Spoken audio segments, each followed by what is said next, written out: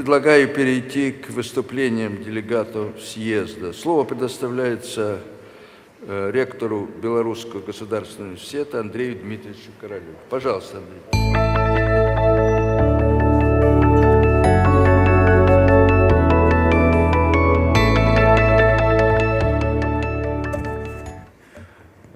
Глубоко уважаемый Виктор Антонович, уважаемые коллеги, я далек от мысли свой сегодняшний доклад выстроить в русле разъяснений, что есть вообще креативность. Только я не вижу его пока на экране. Вот. Но поймал себя на мысли, что он во многом является где-то продолжением, где-то развитием тех идей, которые Виктор Антонович в своем замечательном докладе в самом начале сегодняшнего дня на форуме имел нам возможность, а мы, соответственно, имели честь услышать. Я бы хотел познакомить с практикой креативного образования, которая развивается не только в Белорусском государственном университете, ведущем вузе нашей страны, но и в ряде других университетов, поскольку сегодня креативность — это не столько даже рычаг, сколько уже востребованный продукт. И как-то Ганс Ганегадамер в одной из своих работ «Почему искусство разговора исчезает» задался вопросом, собственно говоря, не наблюдаем ли мы в наше время рост монологичности в поведении, мышлении, общении человека.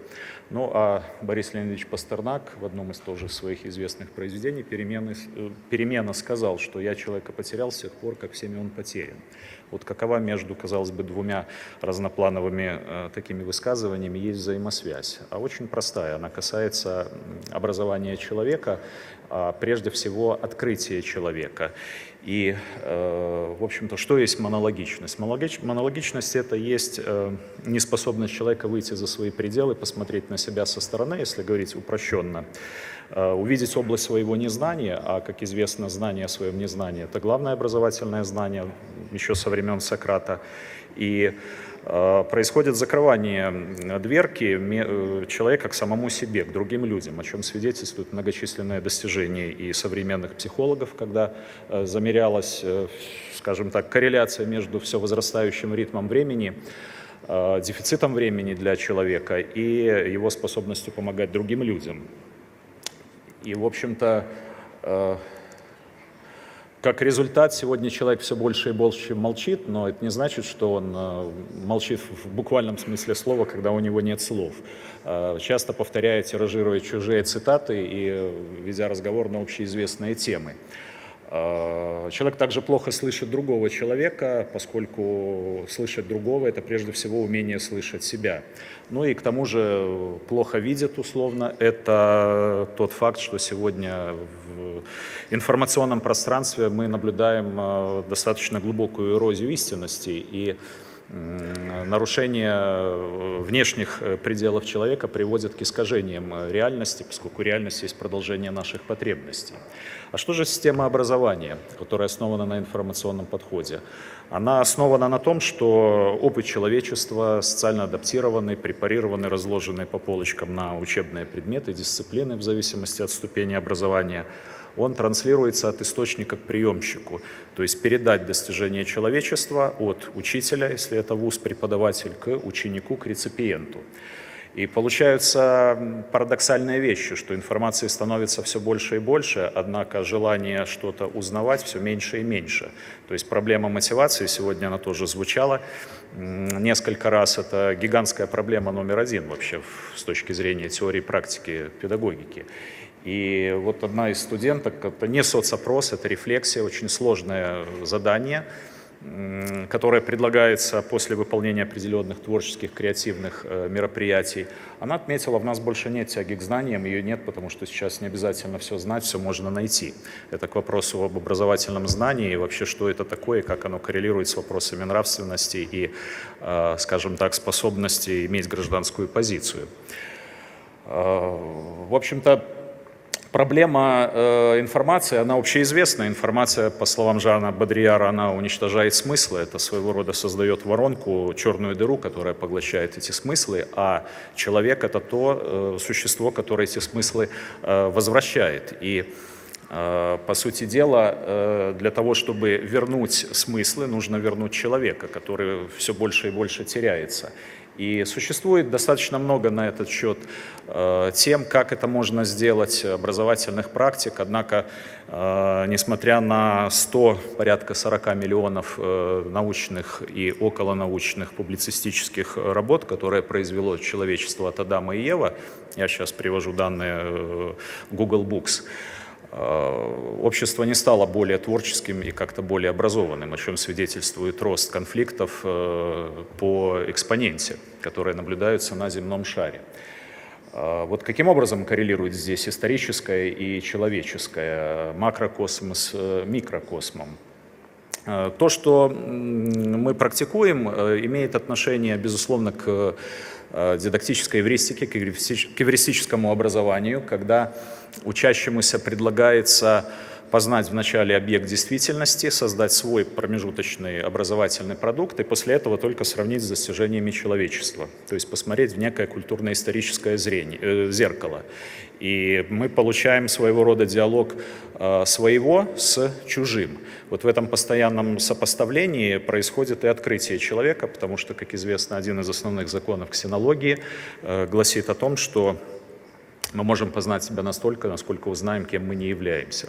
То есть ученик открывает себя средствами учебных дисциплин. Ну, под учеником я понимаю и студента, естественно.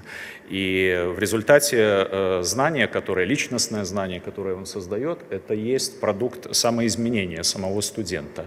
Вот в этой кухне, по сути дела, и реализуется также один из древнейших принципов методологических, принцип подобия микрокосма макрокосму, образование, процесс образовывания, вселения человека в окружающий мир.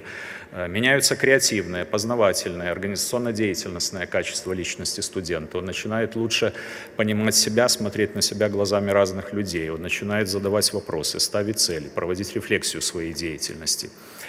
По сути дела, он начинает отличать свое от чужого, и вот очень хорошо вот эту разницу выразил Джибран Халиль Джибран. К сожалению, он умер в конце 20 века.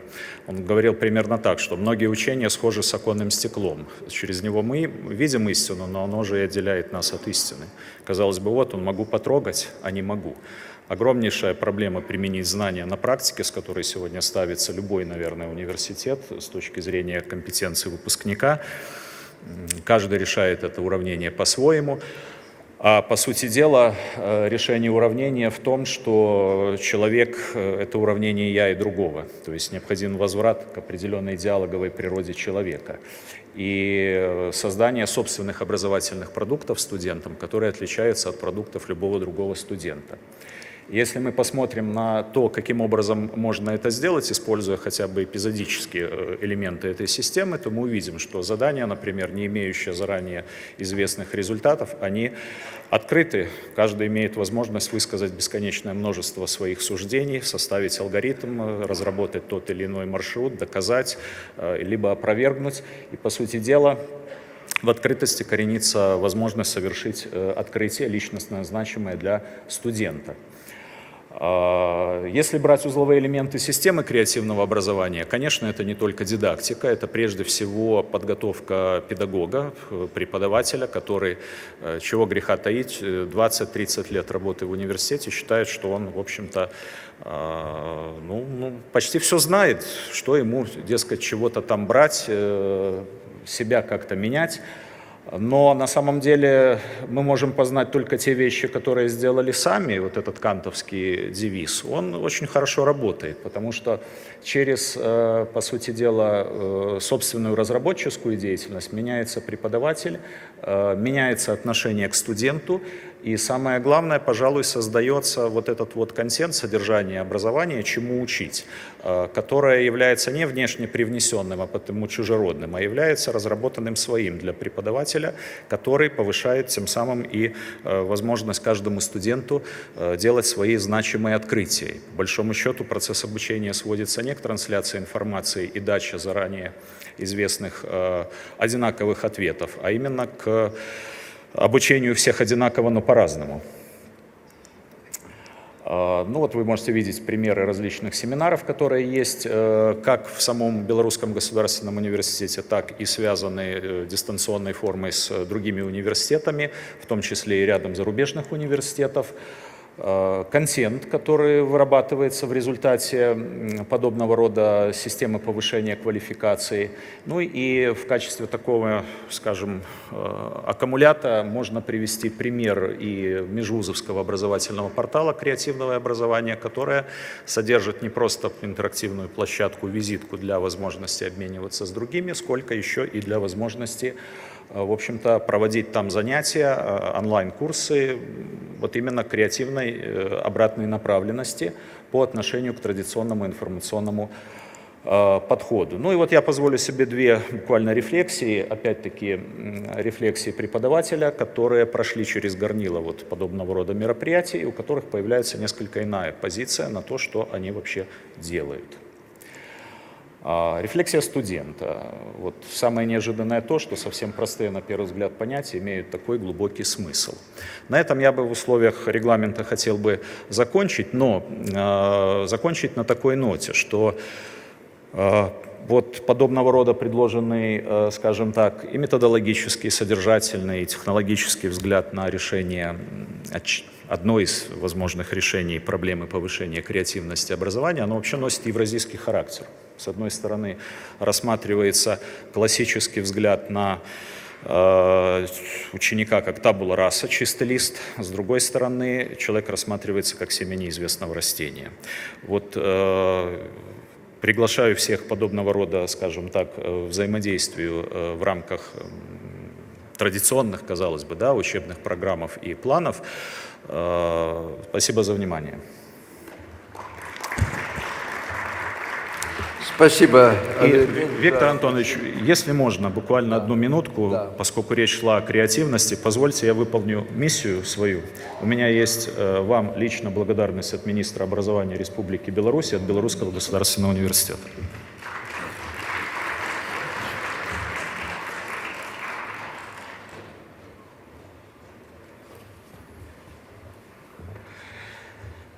Ректору Московского державного университета ім'я Ломоносова, академіку Російської академії наук, професору, доктору фізико-математичних наук, садовничому Віктору Антоновичу за значний особистий уклад в узмацування білорусько-російських відносин у сфері едукації і науки, становлення єдиної євразійської едукаційної простори і у сувязі з 80-годдям з дня народження.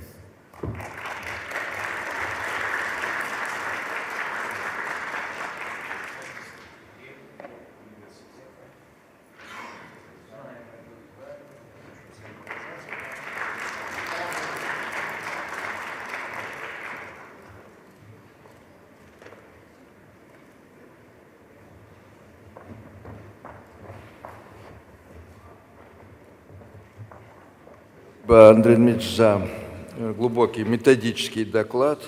Спасибо за награды от братского народа, университета и министерства. Спасибо.